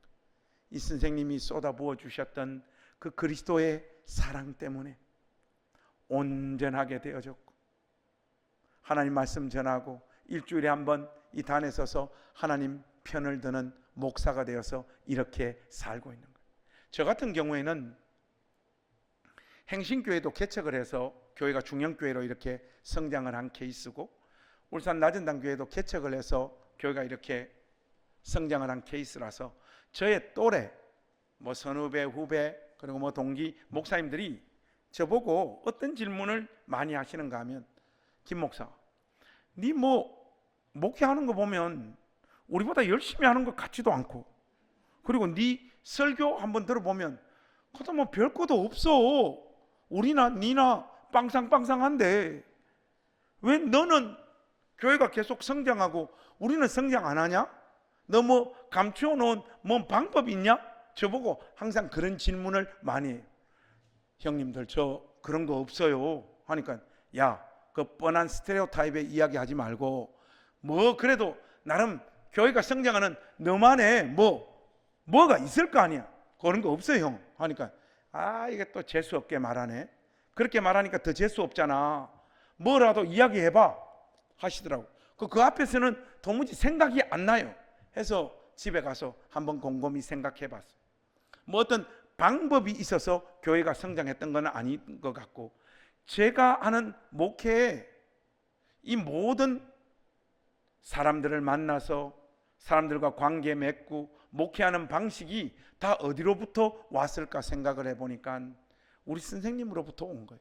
저는 목회하는 게 좋은 목사님들을 통하여 좋은 영향도 많이 받았지만은 저의 목회의 99.9%는 우리 선생님으로부터 다 배운 것 같아요. 우리 선생님이 사람을 대해 주시는 방식, 누군가를 사랑하고 섬기는 그 모습, 그리고 그 맑은 눈으로 제 눈을 쳐다보면서 당부해 주셨던, 무슨 일이 있어도 성도들 끝까지 사랑하는 목사 되라고 끊임없이 말씀해 주셨던 그 말씀이 그냥 제 목회 방법에 담겨진 것 같아요. 저는 행신교회에 있을 때 우리 교회 재정사용 첫 번째 원칙이 뭔가 하면, 우리 교회가 구제하고 선교하는 일들도 참 열심히 했지만은 우리 행신교회 재정사용 첫 번째 원칙은 등록해서 우리와 한 가족 된 우리 교회 가족들 중에 자기의 삶을 스스로 지키지 못하는 사람, 의지가 있으되 아무리 몸부림쳐도 삶이 나아지지 않는 사람들, 뭐 할머니, 할아버지, 또 중간에 뭐 정상적인 부부라고 해도 돈을 못 버는 사람은 못 벌더라고. 우리 진주 성북교회도 마찬가지예요. 여러분 이때까지 살면서 돈이 안 벌리는 사람들 있죠. 계속 안 벌릴 거예요. 틀림없습니다. 뭐 그런 사람들 교회 많아요. 그래서 우리 교회는 어쨌든 한 가족 된 우리 가족들의 삶을 지키지 못하면 우리는 교회로서의 우리의 역할을 하나님 앞에서 제대로 하지 못하는 거다 해서 우리 교회에 그 가난한 사람들 리스트 다 뽑았어요.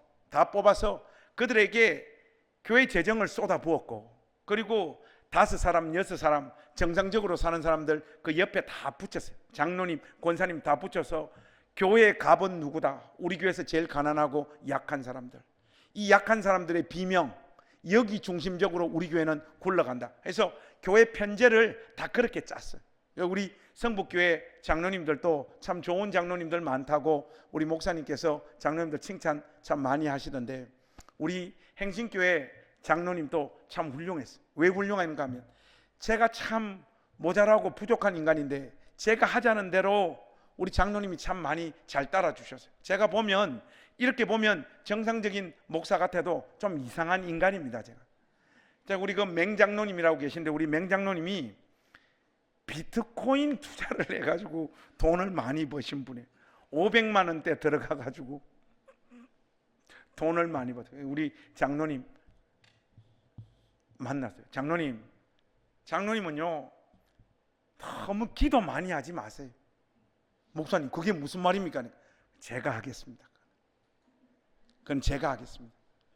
딴 거 하지 마시고요. 장로님, 제가 우리 교회 가족들 이렇게 신방을 다 해보니까 제주도 한 번도 못 갔다 온 가족들도 많고 사람들도 많더라고요.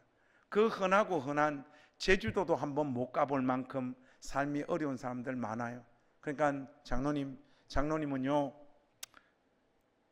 우리 교회 장로님 되셨고 비트코인 투자해가 돈 많이 버셨잖아요. 그럼 목사님 뭐 말을 하세요? 도대체 나한테 뭘 원하시냐? 장로님은 일주일에 52주 제주도를 가세요. 거기 숙소 찾으시고요, 맛집 찾으시고요. 이 사람들 장로님 돈으로 다 여행시키세요. 한 주 갔다 오면 그 다음 주 못 갔다 온 사람에서 올 한 해 장로님, 우리 교회 가족들 중에는 제주도 한 번도 못 갔다 온 사람 아무도 없도록 장로님 그 역할 좀 해주십시오 하니까 목사님 시키면 해야죠. 해서 우리 장로님은요 1년 52주 제주도를 갑니다. 그 숙제를 다, 우리 교회는 제주도 못 간 가족이나 사람이 아무도 없게 됐어요. 그 저한테 와서 목사님 내준 숙제 다 끝냈습니다 그러더라고요. 그러면 이제 일본 가세요. 오사카 뭐 이런 데 못 가본 사람 없더라고요. 그런데 그곳을 못 가본 우리 가족들만, 우리 장로님 그 말씀에 다 순종해서 그때는 한 명 한 명은 못 데리고 가고 일본 못 간 인간들 모이라 해가지고 덩어리로 해가 그 사람들 전부 다 여행 다 시키고 그 번 돈 우리 가족들 위해서 우리 장로님 그렇게 쏟아붓기 시작. 우리 권사님들 불러가 부엌에서 밥 하지 마세요. 그 밥 권사님들이 하면 맛이 없어요. 그냥 우리가 시켜 먹는 거 하고 우리 권사님들은 밥하는 거 하지 말고. 그럼 목사님 우리는 뭐 합니까? 제가 다 묶어드렸잖아요. 계절이 봄, 여름, 가을, 겨울 있잖아요. 이 사람들 계절 바뀌어도 옷 한 번 사입지도 못해요. 구두 한 번 바꿔 신지도 못해요. 권사님은요 봄, 여름, 가을, 겨울 때마다 이 사람들 데리고 다 백화점 가세요. 계절 바뀔 때마다 옷 사입히시고요. 집사님은 이거 하시고요. 집사님은 이 집 애들 등록금 책임지세요. 온 교회 편제가, 교회는 재정을 그렇게 쏟아붓기 시작을 하고 온 교회 편제가 가난하고 어려운 사람들 집중해가지고 그렇게 흘러갑니다. 돈을 막 쏟아붓기 시작을 하니까 교회 재정이 흔들리더라고. 한 번은 우리 재정부 집사님이 목사님 절단 났습니다. 왜 절단 났어요? 교회 재정이 지금 다 떨어져가지고 300만 원밖에 지금 안 남았는데 우리 풀타임 사역자가 저 포함해서 6명이었거든요. 목사님 다음 주에 사례비 나가야 되는데 이거 어떡합니까? 아니 집사님 왜 재정을 그런 식으로 관리하냐고 하니까 목사님이 다 주제가 우리 그냥 순종하고 다 따랐을 뿐이잖아요. 집사님 걱정하지 마세요. 제가 그 주일날 예배 시간에 광고했어요. 여러분 우리 교회 절단 났습니다. 사람들이 이게 무슨 일인가, 우리 교회 돈이 다 떨어졌습니다 하니까 교인들이 막 웃기 시작하다. 여러분 그 주간에 있잖아요, 평상시 우리 행신교회에 들어오는 헌금의 10배가 들어오다. 성도들은요 물질이 꼭 필요한 현장으로 흘러가는 거 확인되니까요 마음의 문이 열려가지고 함께 살기 위해서 다 같이 헌금해. 제가 7년 동안 행신교회 사역을 하면서 돈이 없어가지고 힘들었던 날이 단 한 주도 없습니다. 주님의 몸된 교회는 제가 볼 때는 돈이 있어서 망하지 이놈의 돈 때문에 견물생심이잖아요. 사람은 다 똑같거든. 나는 돈 욕심 없는 목사다 없습니다. 그런 사람. 제가 우리 낮은당 교회 뭐 이게 투명하게 뭐 하니까 우리 목사님은 돈 욕심 없다니, 그게 아니에요. 해먹을 돈이 없어요. 그래서 정직한 거지. 그래서 돈 교회 두면 안 된다. 필요한 사람들 다 주고 필요한 선교사님들 우리가 흘려보내야 될 때 다 흘려보내면 나머지는 다 하나님이 하신다. 여러분 돈이 있어서 주님의 몸된 교회가 썩기 시작을 하더라고요. 필요한 곳으로 흘려보내서 교회 재정이 간당간당할 때 온 교회 권속들이 일어나서 함께 헌금을 해서 그 상황을 다 극복하더라고요. 한 번은 참 사람은 사랑받을 때만 온전히 변화되어져요. 우리가 제자 훈련을 그토록 열심히 하는데도 사람이 좀 바뀌는 것 같은데 안 바뀌잖아요. 보면 아버지 학교 이야기 많이 하세요. 아버지 학교 갔다 오면 사람 달라진다. 그거요 3개월 가요. 3개월 지나면 원상복귀입니다. 사람은요 사랑받을 때만 진짜 그 존재 자체가 달라지더라고요. 한 번은 우리 반찬 봉사 갔다가 만난 우리 권사님이 뭐 어느 교회 다녔는데 돈 때문에 상처를 받아서 권사님인데 교회를 안 나가고 있더라고. 권사님 우리 교회 오세요. 우리 돈 깎고 스트레스 안 드릴게요. 하니까 나 교회 다 안다는 거네. 교회 돈 없으면 눈치 보이가 못 가고 상처받는 거 알아서 나는 이제 집에서 예배하고 교회 안 간다는 거야. 아이 권사님 교회 오세요 해서 우리 교회로 모셨어요. 근데 우리 권사님이 78인가 그러셨는데, 권사님 뭘 해가지고 먹고 사시는가 하면 노가다판에 가서 계단을 이렇게 오르락 내리락 하면서 걸레가지고 그 창틀이 있잖아요, 그걸 하루 종일 이렇게 닦는 노가다를 해서 먹고 사는 거예요. 할아버지 돌아가시고 아들에게 집 팔아가지고 돈 다 줬더니 캐나다로 이민 가서 3년 동안 전화 한 통화도 없는 그 방에서 홀로 사시는 우리 권사님 우리 교회로 모셨어요. 해서 우리 교회에서 재정 쏟아붓고 또 우리 권사님 안고 같이 살았어요. 그런데 우리 권사님 삶이 조금씩 회복되어지는데, 그래도 우리 권사님 얼굴에 그늘이 있더라고. 권사님 뭐가 그렇게 힘드세요 하니까, 목사님 나 여기 와서 사랑 많이 받고 이래서 다 좋은데 나는 막 명절만 되면 명절이 제일 싫어. 찾아올 사람도 없고 그때마다 너무 외롭고 힘들다는 거예요. 그래요? 알겠어요.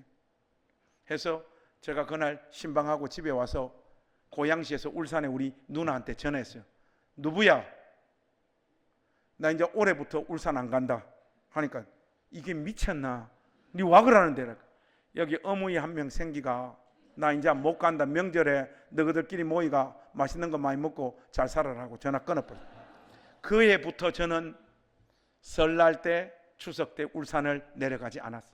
우리 집사람하고 저하고 우리 권사님 댁으로 갔어요. 봉투 챙겨가지고 선물 챙겨가지고 가서 절하고 하루 종일 요리하고 권사님하고 이야기하고 하루 종일 같이 놀다가 집에 오고 첫해 한 3년을 그렇게 계속했어요. 하니까 우리 권사님이 참 좋아라 하고 행복해 하시더라고요. 그런데 저 마음에 억울한 생각이 착 찾아오더라고요. 담임 목사는 고향도 못 가는데 그 천천만만 있잖아요. 만만이는 명절 되면 막 자기 집에 가는. 그 만만이 불렀어요. 야 만만이, 니도 가지 마 하니까 알겠습니다. 이거 아버지 이제부터 못 갑니다 하니까 그 집도 난리가 난 거예요. 전화 끊어버려. 그때부터 우 목사님, 사모님, 저 우리 집 사람 이제 봉투 2개, 선물 2개 해서 우리 권사님 댁에 가서 절하고 하루 종일 같이 놀고, 권사님이 그 사랑 받으시면서 우리 권사님 살아나기 시작하는 거예요. 보니까 참 놀라운 게 뭔가 하니까, 그 나이 많은 권사님이요, 그 사랑 받으니까 그 자리에서 우리 권사님이 하실 수 있는 헌신과 일을 하시더라고요. 그게 뭔가 하니까, 우리 권사님이 어디서 들으셨는지 몰라도 제가 이게 설교를 하도 많이 해가지고 목이 상해 있는데, 우리 권사님이 어디서 들으셨대요. 뭘 들었는가? 목사님 저 목에는 육개장이, 그 부추 많이 들어간 육개장을 먹으면 목이 튼튼해진다. 제가 볼 때 이거는 구라정보 같은데, 고춧가루 때문에 목도 박살날 것 같은데 어디서 그걸 들으신 거예요. 그래서 이 왜 다라이 같은 이 통 있잖아요. 이 통에 육개장을 토요일 밤에 한 거 끓여가지고 우리 집 그 달빛마을 19단지, 제가 햇빛마을 19단지 제가 살았는데 우리 권사님 정확한 주소도 모르고 그게 오신 거야. 버스 타고 덜커덩 해가지고 국물 다 흘러 넘쳐가지고 그거 들고 정류장에서부터 걸어가지고 왔는데, 목사님 집을 모르잖아요. 목사님 집을. 그 경비실 찾아간 거예요. 아저씨한테 우리 목사님 찾아달라고 하니까, 누구 목사님이 누구시냐고 하니까, 우리 목사님 여기 사는데 방송해달라는 거. 방송 그 토요일 날 뭐 이렇게 TV 보고 야구 보고 설교 준비 끝나고 이렇게 밤늦게 이렇게 누워 있었는데, 햇빛마을 19단지에 목사님인 분들 지금 빨리 경비실로 와도, 살다 뵌 희한한 방송이 다 있네. 해가 추니닝 바람으로 이렇게 내려갔는데 여기저기서 이상한 인간들 막 내려오더라고. 보니까 다 목사들이야. 갔더니 우리 권사님이야. 목사님들 올라가십시오. 우리 권사님이라니까. 우리 권사님이요, 이거 주일 전에 우리 목사님 먹어야지 우리 목사님 몸 튼튼해진다. 그거 밤에 그리고 제가 우리 권사님 때문에 참 많이 울었어요. 사랑받을 때만 사람은 이렇게 바뀌는구나. 그래서 우리 권사님 되셨을 때 우리 권사님 그 80을 누가 챙겨줍니까? 챙겨줄 사람 아무도 없지. 우리 행신교회 총동원 다 해버렸잖아요. 이번에 만약에 우리 권사님 팔순잔치에 안 나타나는 안수집사 절대로 장로 못 됩니다. 광고 다 했지. 광고. 우리 온 교회 식구들이 선물 하나씩 들고 와가 선물이 이만큼이고, 그날 여전도에 총동원 다 해가지고 그 음식 다 준비해가면 우리 권사님이 막 펑펑펑펑 우시. 여러분, 그러고 살았어요. 그리고 2012년도에 본질 이긴다 쓰고 난 다음에 인쇄도 많이 받았지만은 전국 교회에서 설교 초청들이 막 쏟아지니까 한평생 가난하게 살았는데 그때부터 막 집구석에 막 돈이 쌓이기 시작을 하는 거예요. 여러분들에게 이런 은혜 한번 넘치기를 축복합니다. 뭔 또 아멘이야 또 하니까 이게 막, 여러분 가난하게 살다가 돈이 쌓이면 여러분 어떤 증상이 나타나는지 아세요? 심장이 뛰어가 잠이 안 와요. 여러분 보니까 우리 집사람도 잠을 못 자는 거예요. 당신 왜 못 자냐 하니까 여보 가슴이 뛰가 잠을 못 잔다. 근데 우리 집사람 제가 봉에 와서 디스도 많이 했지만은 좀 훌륭한 여자예요. 여보 우리한테 이 많은 돈 다 무슨 소용이 있어. 우리 목회하고 복음 전하고 살다가 하나님 앞에 가면 되는데 네 지금 무슨 소리 하냐. 여보 이 돈 다 필요한 사람들 다 나눠주잖아. 후회 안 하겠나 하니까 자기는 후회 안 한대. 오케이.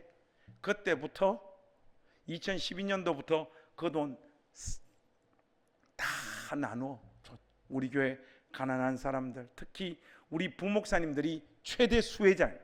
최대 수혜. 또 이 설교 듣고 여기 부목사님들 우리 목사님은 왜 안 주는? 너그 목사님은 바깥에 나가서 설교 안 하잖아요. 그런 생각하시면 안 됩니다. 또 괜히 이런 말 듣고. 그래서 우리 부목사님한테 그 돈 참 많이 나눠줬어.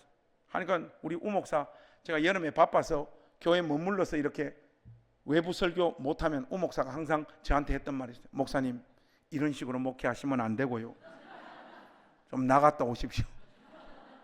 그러니까 제가 참 행신에 있을 때도 그 돈 참 많이 나누었고, 울산에 와서도 제가 우리 부목사님들한테 나눠준 돈이 2년 10개월 만에 이렇게 리스트를 뽑아보니까 한 8천만 원 정도 되더라고요. 그런데 이거 지나고 보면 다 우리 선생님 때문이에요. 우리 선생님 때문에 저는 이렇게 신세에 조져버렸어요.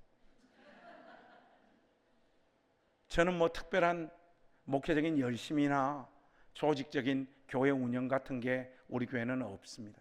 근데 여러분 참 생명이라는 것이 놀라운 것이 어디서 생명의 역사가 막 이렇게 나타나면 향기라든지 그 현상은 이렇게 저렇게 번져가는 것 같아요. 번져가게 되고 교회 전도팀이 있어서 열심히 전도하는 일도 참 중요하지만 진짜 전도는 소문이 전도를 하더라. 우리 성북교회 가족 여러분, 저 이제 떠날 시간 됐는데요.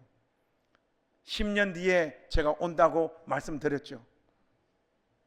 10년 뒤에 이 교회에 다시 왔을 때 지금까지도 서로 사랑하고 여러분들 잘 살고 교회 잘 세워 오셨지만은 전도라는 게요, 여기 안에서 진짜 예수 믿는 사람처럼 예수 믿는 한 가족 되어서 사는 것보다 더 강력한 전도가 없더라고요. 이번 붕해를 마무리하는 이 시점에 여러분 마음에 한 사람씩만 제발 좀 품어주십시오. 우리 성북교회 가족들 중에 어떤 청년들 중에 누가 지금 돈이 없어서 공부를 못하고 있나? 우리 중고등부 아이들 중에 그런 사람 없나? 구석구석에 삶이 너무 버겁고 힘들어서 매일매일 사는 게 여행도 한 번도 못 갈 만큼 그런 고통스러운 자리에 내몰려 있는 사람들은 누군가? 우리 장로님, 권사님, 그런 사람들이 눈에 들어와야 됩니다. 그리고 여러분들의 호주머니를 열어서 나누어야 돼요. 그 사람들 보듬어 안고 살아야 돼요.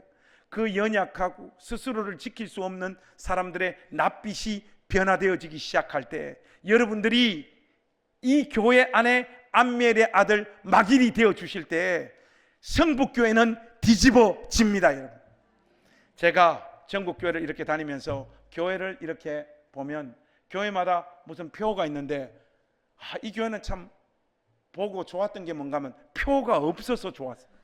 왜냐니까 보통 교회는 뭐 그 뻔한 표들 있잖아요. 교회마다 다 똑같아. 스테레오 타입으로 다 비슷한 표가 전국 교회를 다 휘감싸고 있더라고. 그래서 뭐 보통 보면 뭐 그런 거 있잖아요.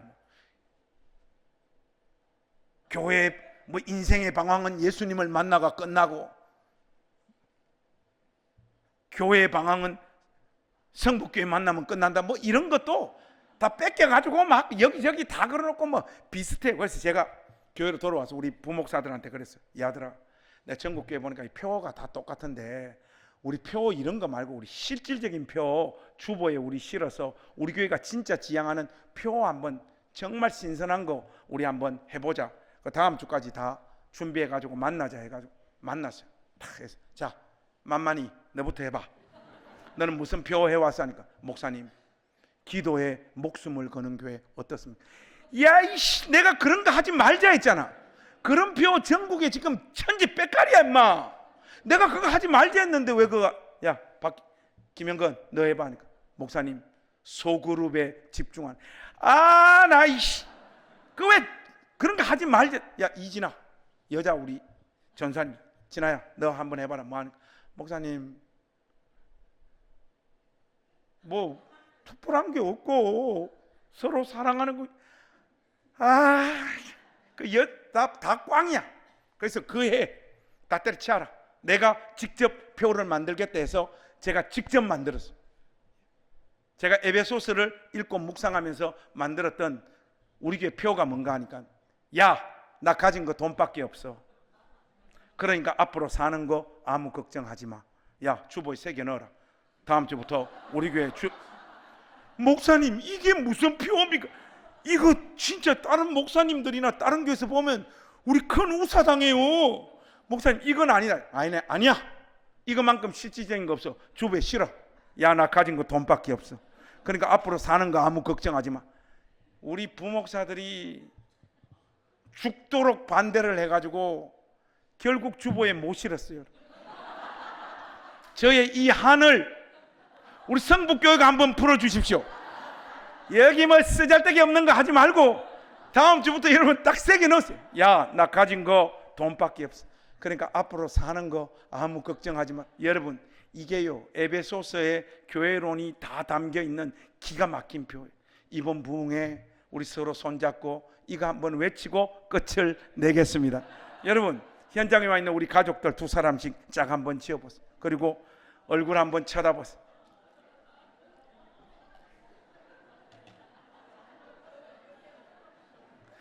이게 보면 많이 웃는 사람들일수록 돈 안 내놓을 인간들이에요. 자, 여러분 지금 진지합니다. 진지해요. 손 딱 잡으세요. 그리고 얼굴 한번 딱 쳐다보세요. 자, 크게 한번 하겠습니다. 자, 여러분들 준비되시죠? 자, 따라서 하겠습니다. 야, 나 가진 거 돈밖에 없다. 우리 여기 이제 어깨 한번 치면서, 그러니까 사는 거 아무 걱정하지 마라. 여러분 진심입니까? 진심입니까? 그렇게 우리 성북교회 안에 이 시대에 암미엘의 아들 마길과 같은 사람이 출연해서 아낌없이 나누고 사랑하고 보듬어 안고 그렇게 영광스럽게 돈의 권세를 쪼개버리는 교회가 될 수 있기를 우리 주님의 이름으로 축복합니다. 마태복음 6장에 보니까 하나님의 유일한 라이벌이 돈이에요. 실질적으로 교회를 붙잡고 있는 것은 하나님이냐 돈이냐, 둘 중에 하나입니다. 우리 인생도 똑같습니다. 하나님 할래, 돈 할래. 여러분, 생각보다 주의 교회가요, 돈의 권세에 장악되어 있는 교회들이 얼마나 많은지 몰라요. 이 돈의 권세는 아낌없이 나누고 허세. 야, 나 가진 거 돈밖에 없다. 앞으로 사는 거 아무 걱정하지 마. 여러분, 아침에 일어나자마자 한 번씩 외치고 그 하루를 사십시오. 성령 받은 자는 간이 붓습니다. 돈보다 하나님이 내 인생을 붙잡고 계시고 이까지 이 돈 나보다 더 필요한 사람들에게 아낌없이 나누어 주는 진짜 믿음의 사람 될 수 있도록 은혜 베풀어 주옵소서. 하나님, 제가 이 성북교회 안에서 암미엘의 아들 마길과 같은 사람 되겠습니다. 그거 결단하겠습니다. 그래서 여러분, 오늘 이 밤 우리 합심해서 한번 기도할 텐데 여러분들 마음에 한 사람씩만 한번 누군가를 마음에 품어 보십시오. 지금 우리 성북교회에 있는 가족들 한 사람씩만, 우리 장로님, 권사님, 집사님, 정말 함께 이때까지 살면서 100년 동안 지속되어 온 이 교회, 지금 현재 삶을 통과하는 우리 가족들 중에 누가 어디서 서러움의 눈물을, 한숨의 눈물을 쉬고 있는지 한 사람씩만 마음에 품고 그와 내가 함께 살겠다, 오늘 이 결단이 여러분들 가운데 있기를 원하고, 여러분들 마음에 품은 그 사람 이름 불러가면서 하나님 은혜를 베풀어 주옵소서. 저로 하여금 용기 내게 해주셔서 돈보다도 하나님 더 사랑하는 사람 될 수 있도록 은혜를 베풀어 주옵소서. 그 사람 안고 사랑하되 어떤 일이 있어도 이 사람 포기하지 않고 그리스도의 사랑으로 안고 함께 살아가는 우리 교회 될 수 있도록 하나님 은혜 베풀어 주옵소서. 여러분들 우리 그런 마음으로 그 사람 이름 불러가며 이 시간 합심하여 한번 다 같이 기도하겠습니다.